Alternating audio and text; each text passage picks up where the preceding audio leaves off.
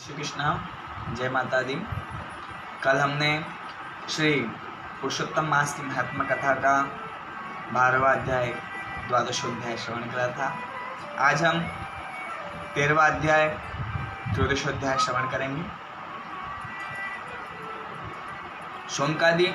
88,000 ऋषिगण पुराणों के ज्ञाता सुत जी महाराज से पूछते हैं कि हे नाथ, राजा दर्धनवा को पुत्र पौत्र सुख संपत्ति यह सब किस प्रकार से प्राप्त हुई, आप हमें बतलाइए। सुत जी महाराज कहते हैं कि हे 88,000 ऋषिगणों,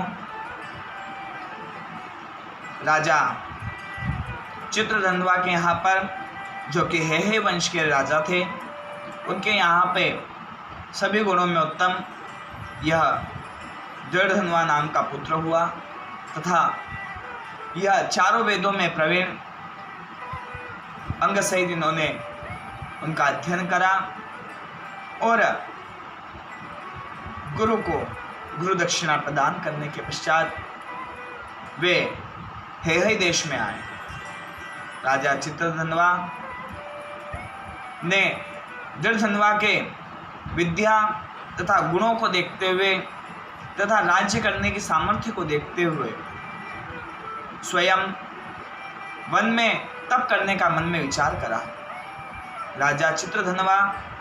ऋषि पुलस्त के यहाँ पर तप करने हेतु गए और वहाँ पर उन्होंने कठोर तप करा, जिसके प्रताप से उन्हें भगवान कमलाधिपति भगवान विष्णु का वैकुंठ लोक उन्होंने प्राप्त करा, विष्णु लोक उन्होंने प्राप्त करा। और इस उत्तम लोक के प्राप्त होने की जानकारी जब राजा दर्धनवा को प्राप्त हुई, तब उन्होंने अपने पिता के निमित्त में आयुर्वेदिक क्रिया इत्यादि सभी कर्म करा और राज्य में आकर अपने गुण सुंदरी नाम की स्त्री चित्रवाह, मणिमान और चित्रकुंडल नाम के 4 पुत्रों के साथ में प्रजा को पुत्र के समान समझकर राज्य करने लगे। एक दिन उनके मन में विचार हुआ कि यह पुत्र पौत्र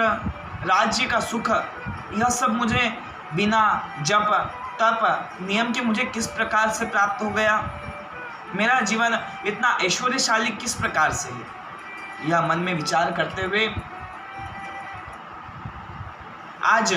उनका आखेट खेलने का शिकार करने का मन में विचार हुआ और तीव्रगामी घोड़े पर बैठकर अति तीक्ष्ण बाणों को साथ में लेकर वे आखेट खेलने के लिए घनघोर वन में प्रवेश कर आज एक मृग का पीछा करते करते, जिसे उनका अति तीक्ष्ण बाण लगा हुआ था, वह घनघोर वन में प्रवेश कर गया और उसका पीछा करते करते वह स्वयं भी थक गए, उनका घोड़ा भी थक गया। एक बड़ा सुंदर सा सरोवर उन्हें दिखाई दिया और वहाँ पर उन्होंने जलपान करा, अपने घोड़े को भी जल पिलाया और एक वृक्ष के नीचे आगे बैठे। तीव्रता से मृग का पीछा करने के कारण उनकी सारी पार्श्वती सेना पीछे छूट चुकी थी। जब वह वहाँ पर विश्राम कर रहे थे, एक शुक उस पेड़ के ऊपर आया और वह वहाँ पर बारंबार कहने लगा कि इस संसार के सार युक्त वस्तुओं के बारे में विचार करो, अन्यथा यह जीवन व्यर्थ है। जब वह शुक बारंबार इन रहस्यमयी शब्दों का वाचन करने लगा, तब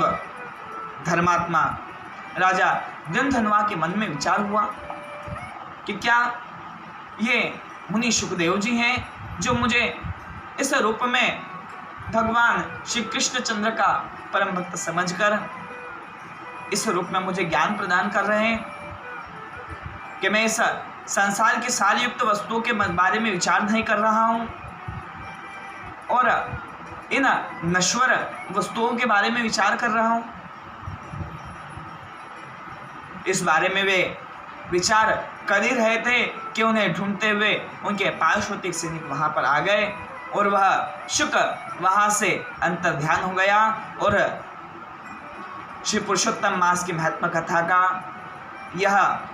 13वां त्रयोदशोध्याय आज यहाँ पर विश्राम लेता है। जय श्री कृष्णा, जय माता दी, तस्य जगदम्बा।